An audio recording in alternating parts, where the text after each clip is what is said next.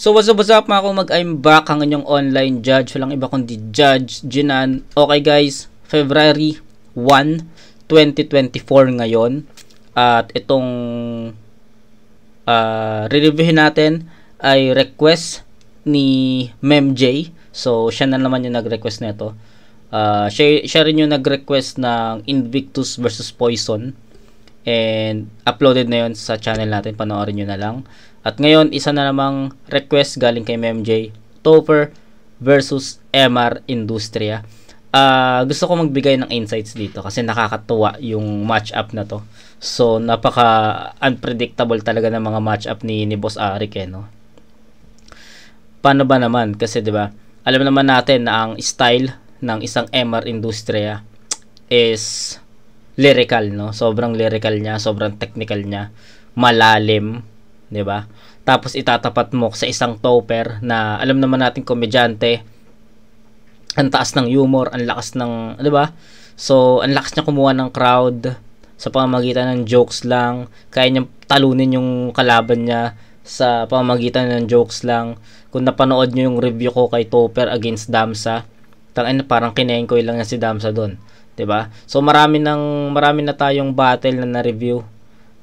Marami na tayong battle ni Topher na na-review at iisa lang talaga yung nakita natin. Ang lupit niya, ang lakas ng humor niya, stage presence niya. Si MR naman, okay naman eh. Okay naman si MR, pero yun nga, may mga iba na hindi nakukuha yung mga gusto niyang punto kasi nga masyado siyang malawak, masyado siyang malalim, technical, pagiging lyrical niya. So, style clash, no? Style clash yung makikita nating laban. And, ayun, excited na ako sa anong klaseng battle yung mangyayari, no?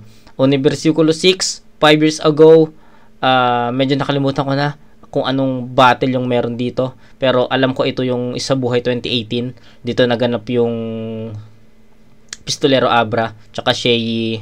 Sa semis to eh. Alam ko semis to eh. Diba? So, tignan natin kung anong klaseng battle yung mangyayari.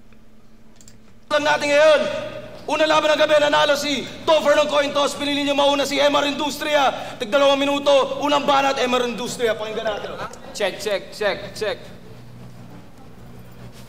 Isa kang tubig. Kakarampot na tubig sa panalok habang ako ang tubig ng karagatan. Ako ang gubat ng kagubatan at nandun ka sa pugad. Isa ka sa mga hindi nalimliman. Isa ka sa mga nanatili lang sa loob, sa makitig na palabas. Ninais mong lumabas, ngunit lumabas kang hindi malakas. Kaya Topher, bakit ka nandirito? Para saan? Hindi sapat yung gusto mo lang, na sa bawat sumusulat ka at bumibitaw ka dito, yung diwa ng kulturang to ay binibigo mo lang. Kaya ang plano ko sa'yo, sunugin ka, bitayin ka sa harap ng maraming tao. Isang halimbawa ng isang taong mas piniling maging tau-tauhan kaysa maging ganap na tao. Pero hindi naman ako kumakain ng utak, ang kinakain ko ay isip. Na sa bawat pagtitig sa'yo ng ikatlong matang nakasilip ay bumubura. Ito na mga katulad mong mangmang sa pagguhit. Hindi ka sa akin naabot sa labanan ng salita, mas lalong hindi ka aabot sa labanan ng pag-awit. Hindi kita minamaliit, sinusukat lang kita. At yung sukat mo, isang linya lang kita. Kahit sabihin nila masakit daw ang totoo, para sa akin ang totoo pa rin ang siyang tunay na sakit. Dahil paano mo ako masasaktan kung hindi mo alam kung paano ako masasaktan? Na habang pinapangarap mong maging hari, nagawa ko ng maging kaharian. Kaya ayan, lamunin mo, kainin mo ang isinusuka kong kamalayan, lasunin mo yung sarili mo tulad ng pagsang-ayon mo sa katangahan. At bago natin pakinggan ang iyong dala-dala, tingnan mo muna yung mga yan. Tingnan mo yung mga yan. Yan ba? Yan ba ang nais mong ipakita sa mga yan? Yan lang ba? Yan lang ba ang nais mong iparinig sa mga yan? Yan lang ba? Topher, yan lang? Yan lang ang nais mong imaheng pagtingin mo sa mga yan?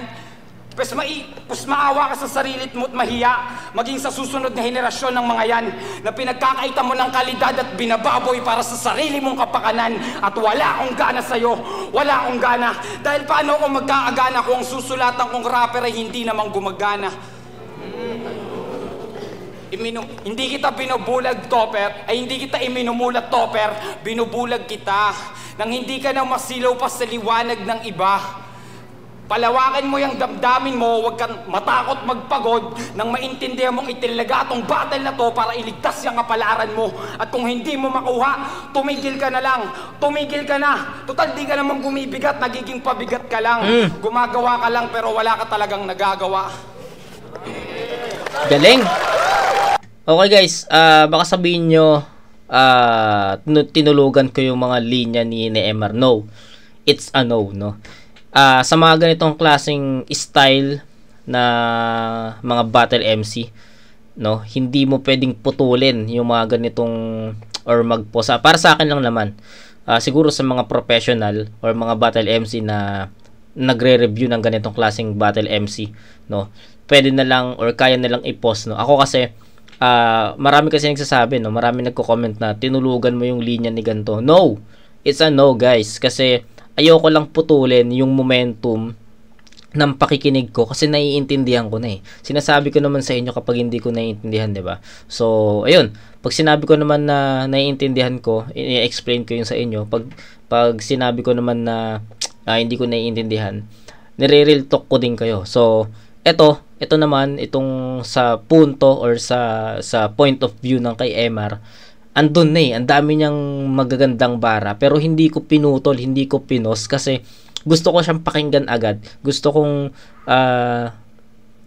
malaman agad yung yung next na line after nung malakas na yun. Kaya tinuloy-tuloy ko na lang siya. So, ito sasabihin ko sa inyo yung mga nagustuhan kong linya, no. So, una, yung ako yung gubat sa kagubatan. Anong pakiramdam nung yun, parang gusto mo maging hari, ako naging kaharian na. Tapos dami kasi, basta naging, alam mo yun, naging fully loaded yung mga lines ni Emar. Meron pa yung bandang gitna, bandang dulo meron eh, yung yan lang ba yung kaya mong ipakita. Yung about sa yung scheme na gumagana. Paano ko gaganahan yung kalaban hindi naman gumagana, tas nakaturo siya sa isip niya, so parang or sa utak niya na parang sinasabi niya paano ko gaganahan magsulat or lumaban kung ang kalaban ko hindi naman gumagana yung utak. So ganun yung pinakapunto niya. Meron pa no, bukod doon meron pang isang malakas si Emar na ulitin natin. Ay putik, sorry na laglag yung ko, ballpen. Okay, ulitin natin yung bandang dulo. Bandang dulo lang naman yun. Palawakin mo yung damdamin mo, huwag kang matakot magpagod nang maintindihan mong itinaga tong battle na to para iligtas yung kapalaran mo. At kung hindi mo makuha, tumigil ka na lang. Tumigil ka na. Total, di ka naman gumibigat, nagiging pabigat ka lang. Ayun. Gumagawa ka. Total, hindi ka naman bumibigat, nagiging pabigat ka lang. Ang lupit nun, men. So, ang daming, ayoko lang putulin talaga nung time na pinapanood, nung round ni Emar kasi gusto kong ma-feel. Gusto kong magtuloy-tuloy yung momentum sa isip ko na, shit, last na. Paano kapag pinutol ko kasi yun, magbaback to zero na naman, tapos iintindihin ko na naman. Ayoko nang ganun. Sa mga ganitong klaseng battle MC katulad ni Emar, kailangan mo talaga siyang intindihin, isa puso, damhin, no? Damhin yung mga bara niya. Kaya para sa akin, ganda nung round 1 ni Emar. Lang pero wala ka talagang nagagawa. Galing, ang galing na ito, men. Malakas to. Hindi, para sa akin, hindi man nakuha ni Emar yung crowd. Actually bibihira lang naman ako mag-base sa crowd reaction 'di ba? Madalas disregard ko yung crowd reaction, 'di ba? So ayun, round 1 ni Emar, disregarded ang crowd. Gustong-gusto ko yung power, yung mga verses na sinulat ni Emar, men. Sobrang lupit nun, sobrang tindi.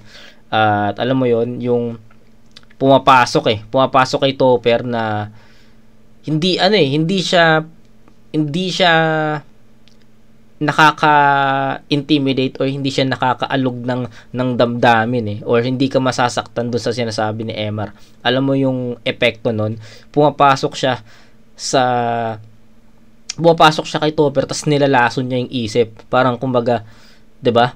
Anong sabi ni Emar doon sa isang linya niya na pabigat, ano yun? Tumigil, hindi ka naman bumigat, naging pabigat ka lang. So, pupasok yun sa isip, fuck, pabigat na ako, parang ganon. Wala ba akong ambag sa industriya ng battle rap, parang ganon. So, nilalason niya yung isip ni Topper eh. So, ang gandang atake nun, internal, no?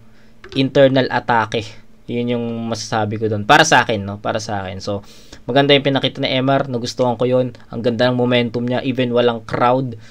Gusto ko yun. So, tignan natin kung paano ibabalik ni Topper yun. Kasi, para sa akin, yung pinakita ni Emar sa style na gamit niya, ano siya doon. Mataas yun, no? Mataas na level yung pinakita ni Emar sa style niya. So, tignan natin kung madadala din ni Topper yung style niya sa mataas na level. So, then, i-compare natin. Style clash to, may hirapan tayo dito.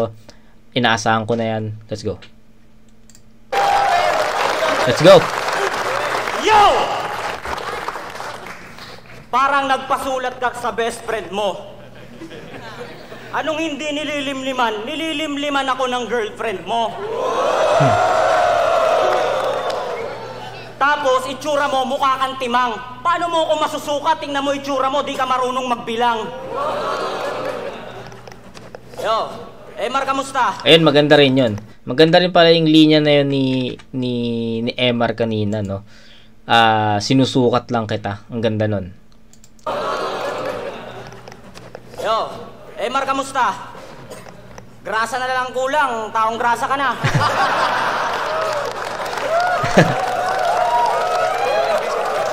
Yo, real talk, yung girlfriend mong si DB, pinagjakulan namin ni Cripply. Gago. Kasama si Arik at Mickey habang nakadi-4 sa jeepney. Pero sa totoo lang, ayoko talagang tirahin si DB. Kaya joke lang yun, men. Oh, di ko natitirahin si DB. Kakatapos lang namin. Kaya naman si DB, tuwang-tuwa. Yung mata, luwang-luwa. Tila ba naluluha? Yung bibig, bukang-buka. Para bang tsupang-tsupa. Kasi swak na sa simula. Kaya pasok sa kada butas na parang larong sungka. At dahil dyan napuyat ako, at speaking of napuyat, nung nalaman ko na si Emar makakalabang ko, putya din na ako natulog.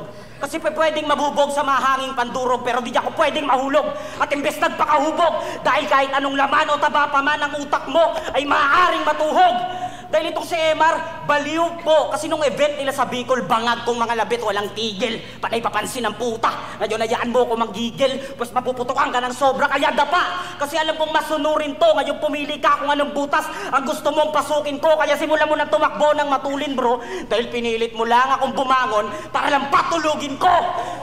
Pero sabi nila, ikaw daw ka mo panalo. Gago, ingungudgud kita sa entablado, mabubugbog ka sigurado. Mahihiya ka sa mukha mo. Oo, mahihiya ka sa mukha mo, ikay magpapakasada ako. Kasi tingnan nyo naman yung itsura at pormahan. Ganito yung mga tipo na hindi pinapansin pag peace be with you na sa simbahan. Gago. Kasi ang baho mong tingnan, Emar. Sa tindig mo palang bakas na bakas. Tingin ko nga, lamang ka lang ng 2 hilamos kay Aklas. At last, to be honest, bro, di ko na kailangan sumalag kasi ang umiilag ay ang punches mo. Kasi wala naman direktang tira tong pendeho. Kanyang piyesa'y pumipreno. Gagamitan ako ng spoken poetry para makitilang daw sa duelo. Eh dapat pala hindi ako kalaban na ito. Dapat si Juan Miguel Severo. At wala nang pero-pero. Malabo nang umagupit gamit yung pamatay na bara mo. Magmumukha lang gago to. Nakakalimot kaya tang Bicolano kaharap mo. Sanay sa bagyo to. Shit! Mahirap. Ito na nga yung sinasabi ko eh. Ilang beses ko na ito sinabi sa inyo na ayoko talaga mag-judge ng isang style clash, no? Kasi mahirap eh. Alam mo yon, kailangan mong silipin kung saan sila naging parehas. Kailangan mo silipin kung saan sila nagkaiba. Kailangan mo silipin kung naging effective ba yung isa, naging effective ba yung mga lines ng isa, 'di ba? Kailangan mo silipin yung mga ganong klaseng angulo kapag style clash. Then ayun, sabi ko kanina bago mag-start si Topher, titignan natin kung mapapantayan ba ni Topher yung performance ni Emar sa round 1. Kasi para sa akin ito para sa akin lang naman, I'm talking to my opinion. para sa akin mas naging hindi ang tawag dito, hindi ko, wait lang, nahihirapan ako explain, pero alam ko naman sasabihin ko, nahihirapan lang akong explain. Para sa akin mas nagustuhan ko yung mga choice of words ni Emar papunta kay Topper, no? Ang lalim no, malalim. Tapos para sa akin hindi lang siya ordinaryong lalim. And sabi ko nga sa inyo kanina,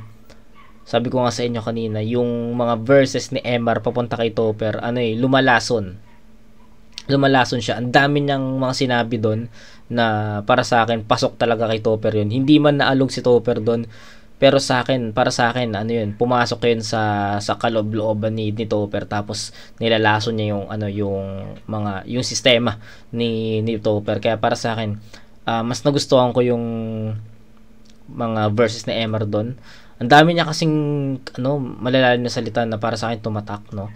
Yung ako yung gubat sa kagubatan, pabigat ka lang, no? Hindi ka naman bumigat, naging pabigat ka lang. Tapos paano ako gaganahan kung ang kalaban hindi naman gumagana. Meron pa basta madami, no? So marami ako na spit, no? Marami ako na spit na mga lines ni Emar kasi nga para sa akin yun yung mga tumatak na linya. Then balik tayo kay Topper.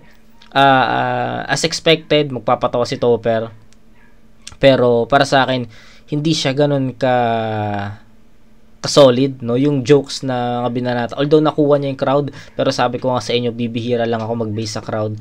Mas importante kung paano ko nakuha yung mga bara nila, diba? So para sa akin nakuha man ni Topper yung crowd, pero for me medyo yung naging performance ni Topper dun, feeling ko hindi yun enough para matalo yung isang Emar dun sa round 1.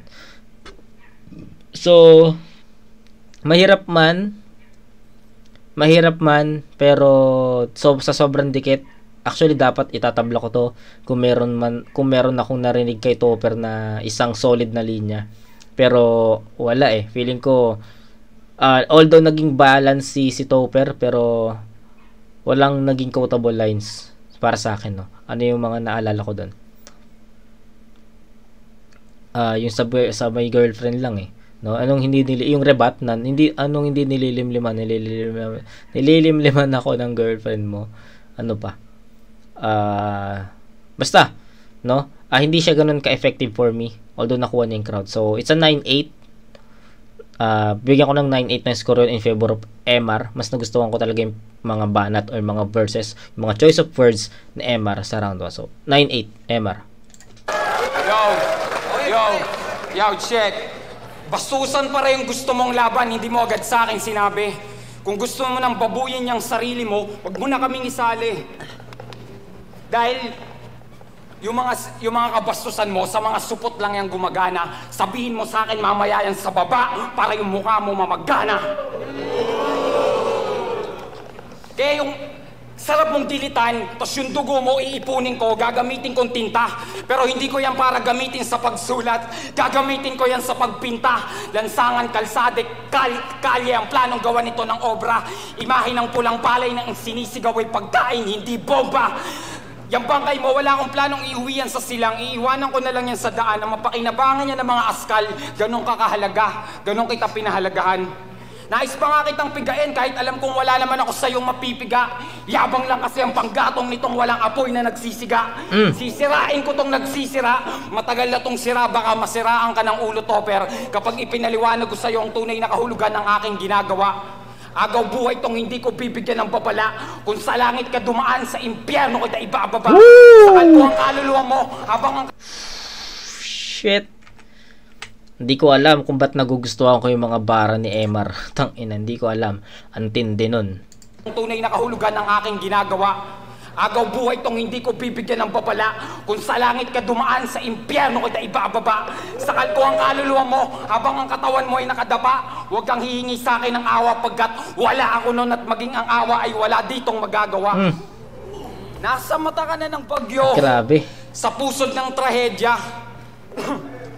Sunod kitang papatayin, isasabay ko ang komedya. Sa sobrang lalim na ng asisid ko, pumutok na ang loob ng aking tenga pero hindi pa rin ako nabingi. Naririnig ko pa rin ang iyak nitong mga sirena. Walang hanggan ang karit ng aking pagbubulay, Topper. Bumabara na lang ang reaksyon ng mga nakikinig at hindi katahimikan pagkat nasa malay ang aking ingay. Inusgahan na ni kamatayan itong patay na nabubuhay. Inusgahan na ni kamatayan itong patay na nabubuhay. Hindi mo ako masusugatan dahil ang galing ko lang ang kayang pumantay ng aking husay.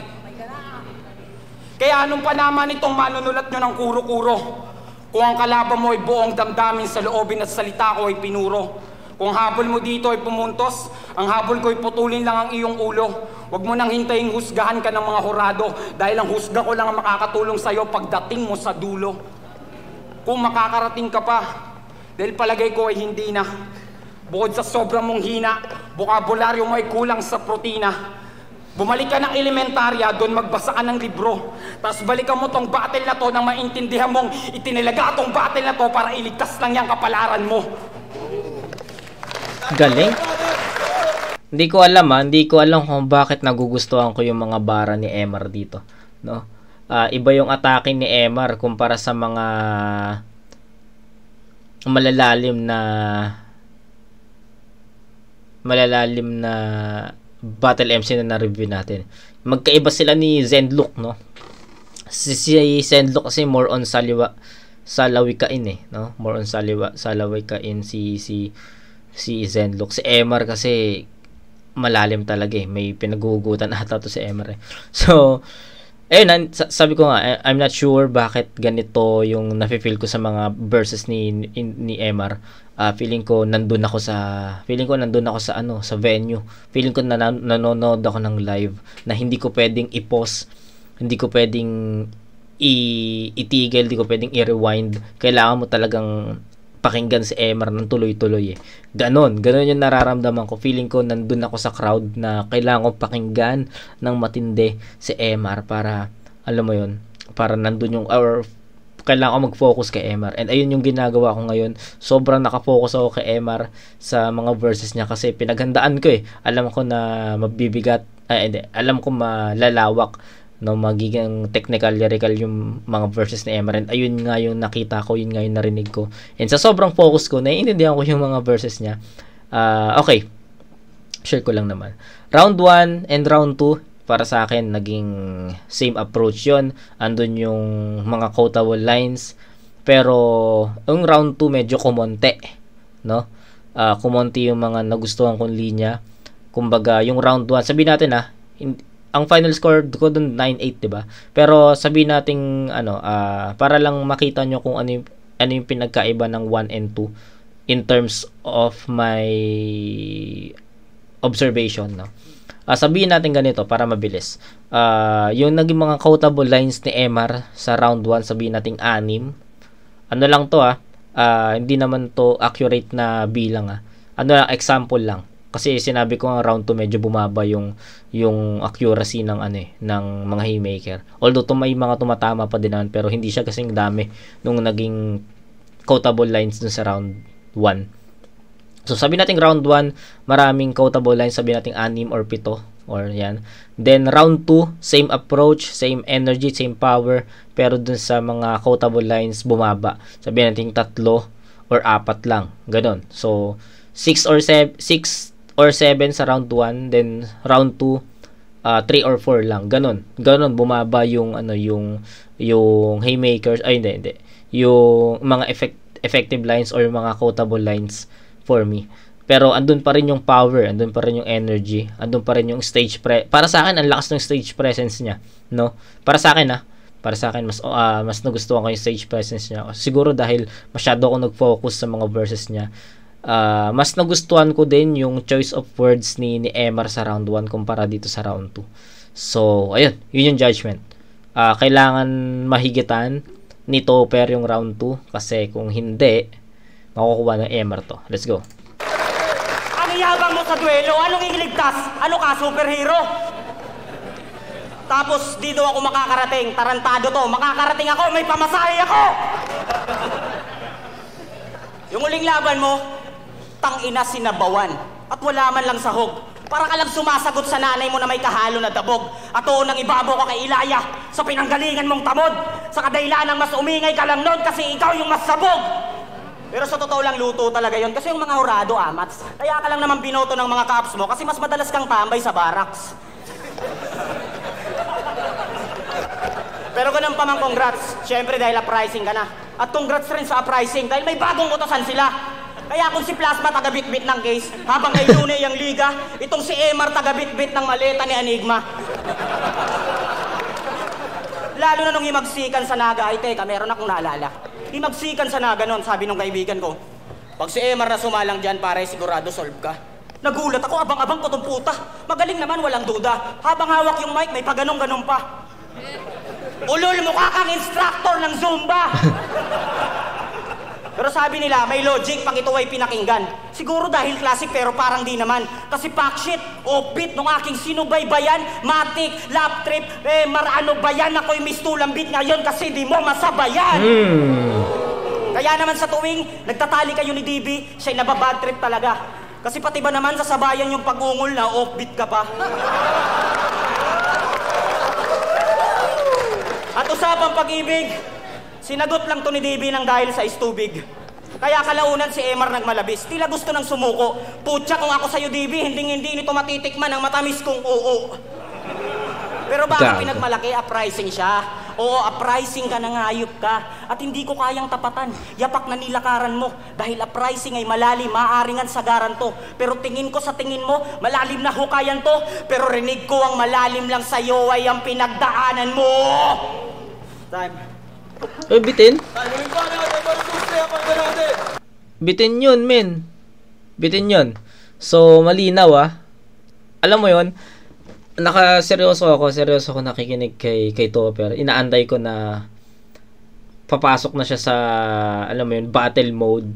Hindi pa, para sa akin, hindi pa naka-battle mode si Topper Feeling ko may kulang pa Hindi, eto real talk, no. Nagko-komedya si Topper pero feeling ko hindi yun nagiging epektibo dito kay Emar. Masyadong malaki, masyadong matibay yung harang na or aura ni Emar dito sa battle na to, na kahit yung mga komedya or comedy lines ni Topper is hindi ganun masyadong nagiging epektibo laban kay Emar. And bitin pa yung yung round 2. Para sa akin, no, bitin pa yung round 2 ni Topper doon. Feeling ko hindi pa doon tapos Pero di ko alam kung bakit niya tinigil. Di ko alam. I don't know. So, bitin yung round 2, pero maayos pa rin naman yung performance ni Topper. So, mahirap, no? Kasi, hindi, bitin talaga, men. Ayoko namang i-equal doon sa round 1 niya na 8. Na para sa akin, sobrang kompleto nun Then, pagdating ng round 2, kakaano ko lang parang mo yun, ready pa yung tenga kung makarinig ng mga bara galing kay Topper. Pero wala akong na masyadong na rinig na. Kasi nga putol na. So hindi niya na-end lang ayos, putol. Yun yung mga para sa akin na comment ko. So bigyan ko to ng 7 points para kay Topper. Hindi kasi siya ganun kalakas unlike sa round 1 na sumasabay pa, no? So, ayun, kasasabi ko lang kanina bago siya mag-spit na kailangang makuha ni Topper yung round 2. Kasi kung hindi, makukuha ni Emar yun. And ayun na ngayon nangyari. Para sa akin, nakuha ni Emar yung round 2. Bibigyan ko to ng score na 8-7. Bumaba rin naman yung Emar dito. Kinumpare ko na sa inyo yung quotable lines, no? Ganon. So, bibigyan ko ng 8 puntos si Emar. Bumaba rin naman yung energy niya dito. Topper, naputol yung performance. Hindi pa rin ganon ka-effective. Yung mga komedya niya is hindi ganun pumapasok kay Emar. So, ang laki ng aura, no? Ang laki ng agwat, ang laki ng gap. Ang astig lang. Kasi kilala ko si Topper, magaling to magpatawa, pero nagpapatawa siya dito pero hindi ganun nagiging epektibo sa isang Emar Industria. So, 8-7, dikit pa rin naman, pero rounds 1 and 2 nakuha na ni Emar rin para sa akin. So, 9 and 8, 17. 17 points para kay Emar, then 15 naman kay Topper, 8-7. So 2 points ahead si Topper. May round 3 pa, pakinggan natin. Baduy ka. Yung puta. Kung usapang uprising, Musika ang dapat nating pag-usapan at kung musika ang dapat nating pag-usapan, wala na tayong dapat pag-usapan. Ano, kamusta? Isa ka nilang pangakong napako. Sa dibdib kita babaunan kasi hindi kita sa krus ipapako kita sa orasan. Tanda ng iyong pagsasayang ng segundo, minuto, araw, taon at ng iyong buwan na sa paggamit mo ng isip ay hindi mo naisip gamitin para lagyan to ng laman. Kaya nandyan ka pa rin sa kwento ng pagungat ng koneho na tanging nananalo lamang ay kung sinong nagkukwento. Di ko sana kayo dapat lahatin pero kayo pang mga basura ang mayayabang magkomento na sa tuwing hindi naabot ng pag-intindi nila ang kaliwang paggamit ng pangungusap ay nagpapakatanga na lang para magmukhang nakaagago. Di ba? Pero gago, kaya ko lumamang sa ilang ikaw kahit lahat kayo hindi pumatas. Walang malay yung ginunguya ang mansanas, lahat kayo, lason, lahat kayo, patay ako ang ahas. Mamalasin ka, kahit kamalasan ka, kahit kanino ka bumakas, lahat kayo lalangoy sa putulin ko lang, tangina ayokong putulin pero ang angas nun. Malas ka kahit ano yan? Wait lang. Malay yung ginunguya ang mansanas, lahat kayo, lason, lahat kayo, patay ako ang ahas. Mamalasin ka, kahit kamalasan ka, mamalasin ka kahit kamalasan ka. Ayoko putulin pero wala na ano lang ako doon, na-hook lang ako doon sa linya na 'yon. Ay, lahat kayo hindi pumatas. Walang malay yung ginunguya ang mansanas, lahat kayo, lason, lahat kayo, patay ako ang ahas. Mamalasin ka, kahit kamalasan ka, kahit kanino ka bumakas, lahat kayo lalangoy sa dugo. Ganun ako pag nagpamalas. Kaya para sa akin, sanggol ka mag-isip, sanggol ka magsulat, sanggol ang iyong rima, sanggol ka kumagat. Nagsusunog ba to ng kilay? Hindi to sasapat kahit sunugin mo yung angkan mo, hindi ka sa akin aangat. At gano'n nating agwat ng tinutukoy kong pagitan. Kinakalawang ka na at inaanay sa piitan. Malaya to sa pagkakulong, bantay ng sarili mong kulungan. Pwes kumalong ka sa king kanlungan, ako ang sila na maghahatid sa trono ng iyong huling hantungan. Tang ina, tinapos pero hindi na. Sa langit o sa impyerno mapupunta ka sa alaala mo. Tinapos namin. Permanente ang sakit, Topper, na laging maaalala mo. Dito ka na nakagapos, Topper, sa alaala mo. Kamusta ka na, Topper? Anong pakiramdam mong pinapanood mo ngayon ang madilim na alaala mo?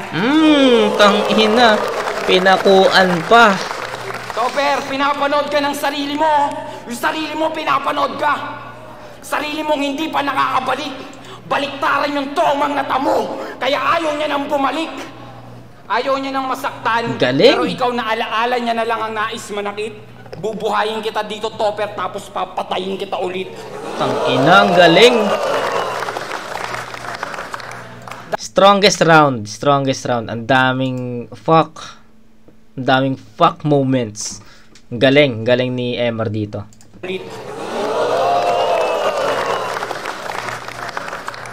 Danasin mo munang gumulong bago ka gumulang.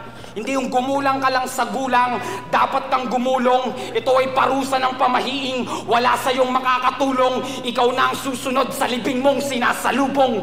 At kung hindi mo makuha, tigil mo na.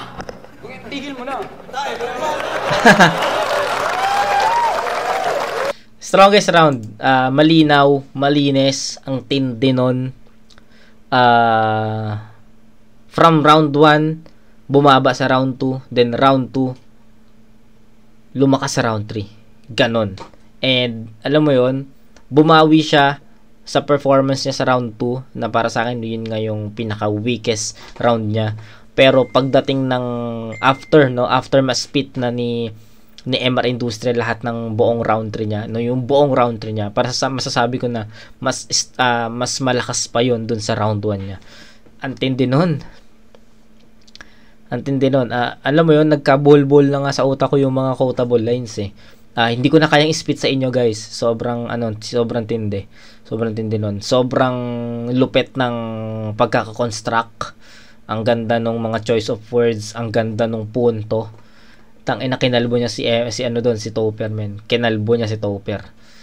Ang lakas nun. Strongest round para kay MR. Hindi ko na iisa-isahin yung mga quotable lines. Panoorin na lang. Grabe yun. Nabuhay yung crowd sa kanya sa sobrang tindi ng mga pinagsasabi niya. MR, puta, the best. Strongest round. Bigyan ko na agad 10 points. Topper. Kung ano ang pinagsasasabi, masyadong madunong. Gulong. Joke lang. Ang OA nito, kamusta daw ako? Okay naman ako.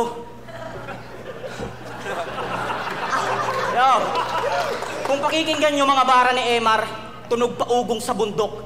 Pilit ang pagpapakalalim ngayon sa malaking daluyong na subsob. Kaya dapat una pa lang meron ka ng katulong na tuktok dahil ikaw lang ang miyembro ng uprising na di marunong sumuntok.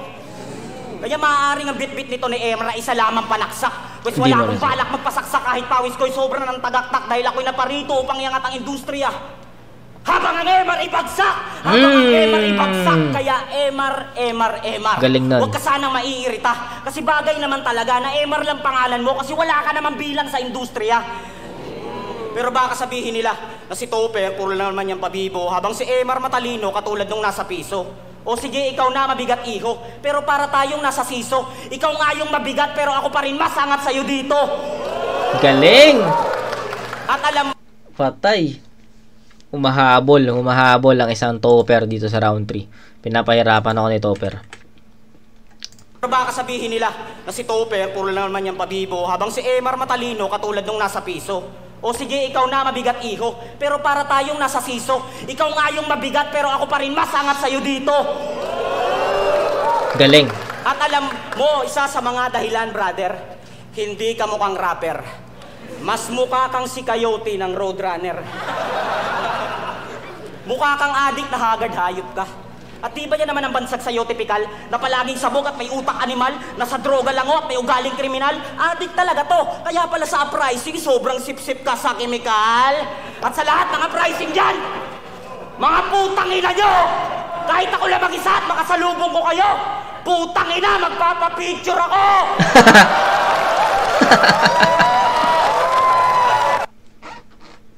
Akala ko may akala ko na mag-aangas, akala ko nag-aangas, so magpapa-picture lang pala.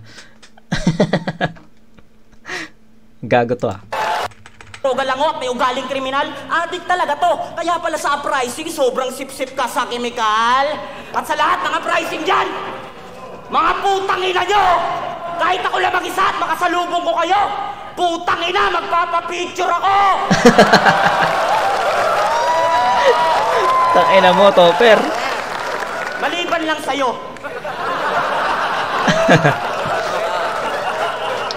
Nawala naman tira talaga. Nagiging ang malalim pero pagdating sa paghinga.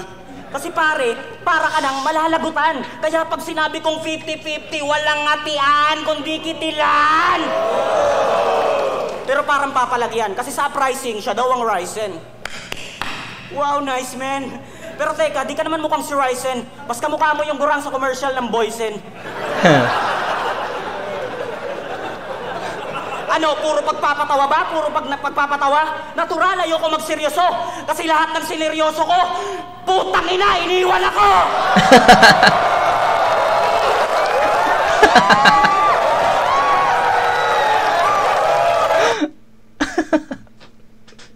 Dito pala yun. Nakita ko sa Facebook to yung clip na to.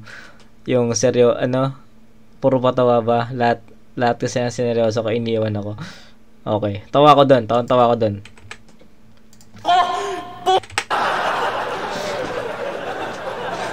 Ano, puro pagpapatawa ba? Puro pagpapatawa? Natural, ayoko magseryoso. Kasi lahat ng sineryoso ko, putang ina, iniwan ako!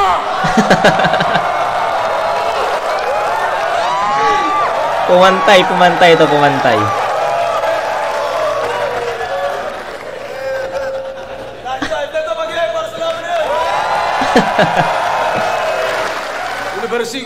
Okay, ang ganda ng laban kasi round 3 binuhos nila dito lahat, no? Yung pinaka natatangin nilang or pinaka natitira nilang alas, no, nilabas nila dito sa round 3, which is ito talaga yung magdidikta ng battle or sa next na battle mo or sa next performance mo kasi ito yung round 3, ito yung tatatak sa halos lahat ng manonood, no. And MR, strongest round yun. Nakuha niya yung crowd sa mga punto, sa mga malalalim na mga verses, yung pagkakakonstruct yung choice of words, yung rhyming, para sa akin all out ang angas nun. Yun yung pinakamalakas niya. No, I'm not saying I'm referring to the crowd, no. No, I'm not saying I'm referring to the crowd. Sinasabi ko lang na nabuhay yung crowd dahil sa mga sinabi niya. Pero sabi ko nga sa inyo, disregarded yung crowd reaction sa mga sa mga review ko. Ginagawa ko lang silang example, okay? Yung crowd. Sana naiintindihan niyo yung punto ko. Hindi ko man maitawid, hindi ko man ma-explain sa inyo yung pinaka gusto kong punto, pero sana naiintindihan niyo. Then Topper, strongest round din. Ito din yung pinakamalakas, ito rin yung pinaka nakakatawang round ni Topper. Mahirap, no? Mahirap kasi dito na natin nakita or dito na papasok yung style clash talaga mismo, na hindi ko malaman kung saan lumamang yung isang battle MC dito. Kasi si MR, yung pinaka-style niya umangat talaga sa round 3, and sanabi ko nga sa inyo, 10 points na yung ibibigay ko doon kasi A-game, no? Yung round 3, yun doon na yung pinakamalas talaga. Parang siniksik niya dito, okay, magsisiksik ako dito ng mga ganitong kalakas na bara. So, para sa akin, sobrang lakas na MR doon sa style na dala niya. Sobrang effective siya doon. So, ito isa 10 points, hindi ko babaguhin yun, okay, mag-alala. Pero yung pagdating ng Topper, sabi ko nga sa inyo, sa rounds 1 and 2, may hinahanap ako sa isang Topper, no? Kasi napanood ko na to, ilang beses ko na to napanood. Malakas to, grabe yung magpatawa to. And ayun, nakita naman natin sa round 3 kung gaano naging ka-effective yung baon niya. And siguro if yung round 3 niya is katulad ng round 3 niya yung rounds 1 and 2, siguro possible na na sobrang dikit ng battle, sobrang style clash na pwedeng tumabla or either way, no, yung battle. So strongest round din ni Topper yun. Kung ano yung style niya sa battle, pinakita niya yun dito. May technical din siya, yung siso. Ako pa rin yung ikaw nga yung mas mabigat, pero ako pa rin yung mangingibabo sa'yo. Ang tindi nun, men.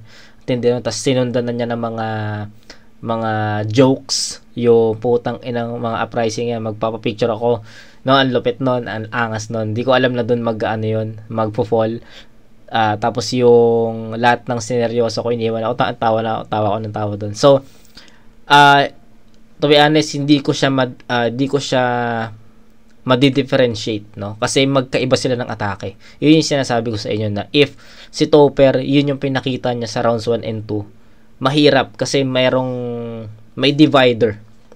May divider na sa comedy lang si Topper, nandito lang siya. Si MR naman, nandito lang siya sa pagiging technical, pagiging malawak. So, may divider na saan sila pwedeng saan kung pwede silang i-judge sa overall, di ba? Hindi mo malalaman kung saan kasi nga walang similarities. So, yun yung nakita ko sa round 3, no. Yun yung nakita ko sa round 3 na sobrang talaga layo, no. Sobrang layo nun kasi yun, sobrang iba ng style yung pinakita nila. So, round 3, pinakamalakas nila parehas, ite-10 ko yun parehas. So 10 points din yun para kay Topper, 10 points din para kay MR. So final score na MR 9, 8, 10, 27 points. Then si Topper naman meron siyang 8, 7, 10, 25. So dikit, sobrang dikit na ito, pero I'll go for MR Industria sa rounds 1 and 2. Para sa akin, nakapag-set kasi ng momentum si MR sa round 1 eh. Then round 2, performance nito, pero akala ko makakabawi siya doon, pero putol yun, kaya binigay ko pa rin kay MR. Although humina din si MR sa round 2, pero for me, nakuha ni MR yung rounds 1 and 2. Round 3, tabla yun, puta. Sobrang style clash, hindi mo makikita kung saan lumamang yung bawat MC. Kaya, yun, 27 to 25, rounds 1 and 2, MR. 6, Topper vs. MR para sa unang laban ng gabi. Maging guys, pambeses para sa kanilang pareho. Kanina sabi ko yung mga hurado dahil tatlo na lang sila, collective vote na sana.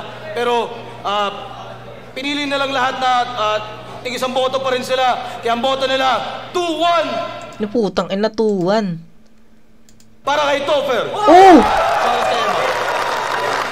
Salamat kay MR. Tapos Shoutout kay Christine, nakakalimutan ko yung apelyido, basta shoutout sa'yo. Salamat sa flip top.